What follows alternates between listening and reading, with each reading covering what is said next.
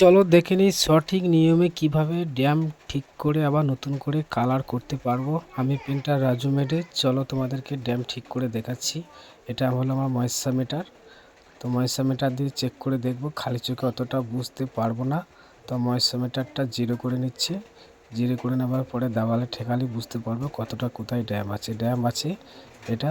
তা এটা চেঁচে ছুলে ভালো করে ছাড়িয়ে পরিষ্কার করে নিয়ে তার ব্রাশ মেরে নিয়ে ভালো করে ঝরঝরে করে তারপরে এই যে আমাদের এই প্রোডাক্টটা রয়েছে, এই প্রোডাক্টটা বাজাজ ফিনিশের ড্যাম স্টপ অ্যাডভান্স, এটা ব্যবহার করবে।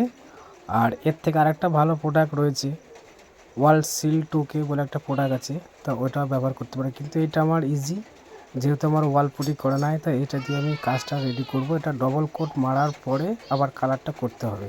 এই যে কালারটা রেডি হয়ে গেছে, দেখো একই সেম কালার, কিন্তু কালারটা পুরাতন আর নতুন লাগবে বলে একটা মার্জিন করে করা হয়েছে। 2 বছর পর এটা ঠিক করতে যাওয়া হচ্ছে, কাজটা আমারও নয়। তো কাজটা দেখো, ভালো লাগলে অবশ্যই একটা শেয়ার দিও।